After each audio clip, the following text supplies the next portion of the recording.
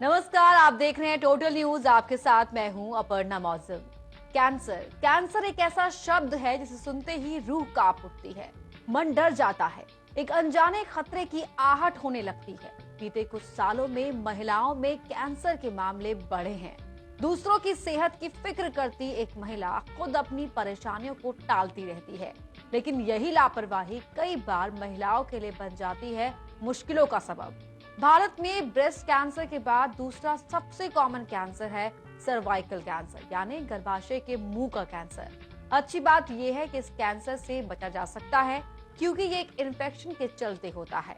आज total health में cervical cancer से जुड़ी हर जानकारी देंगे हम। तो चलिए सेहत के आधे घंटे की करते हैं शुरुआत टोटल हेल्थ, क्योंकि हम करते हैं आपकी केयर।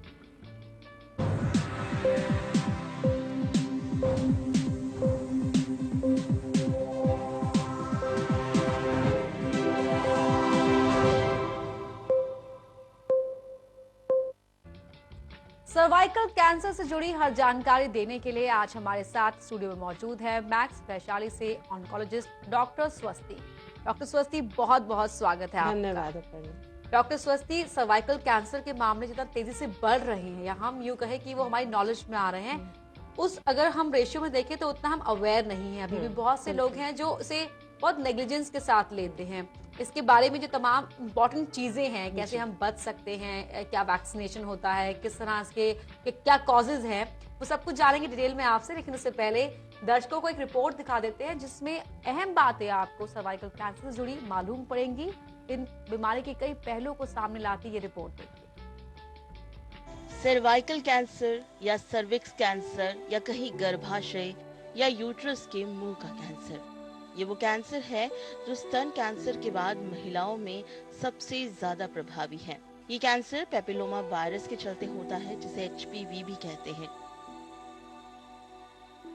सर्वाइकल कैंसर किसी भी उम्र की महिला को हो सकता है, लेकिन ज्यादा चांसेस 40 साल की उम्र से ऊपर की महिलाओं में है। सर्वाइकल कैंसर यानी कि बच्चेदानी का कैंसर। बच्चादानी जो होती है वो जिसमें बच्चा बड़ा बड़ा होता है 9 महीने के लिए, उसे कहते हैं यूट्रस।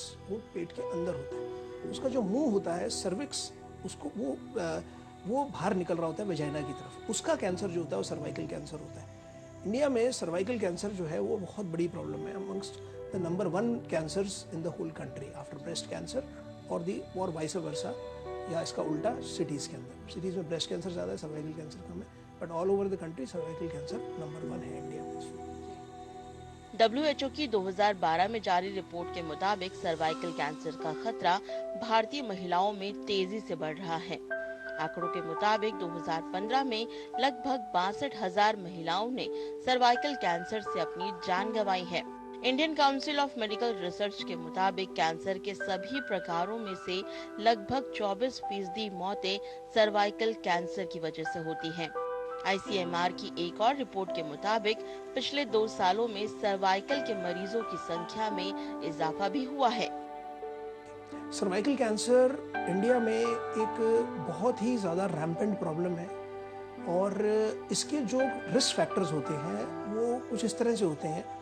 जो लेडी स्मोक ज़्यादा करती है, तंबाकू का इस्तेमाल ज़्यादा करती है, पुअर सोशो इकोनॉमिक स्टेटस यानी कि थोड़ा जो गरीब तबका होता है, देखा गया उसमें ज़्यादा होता है।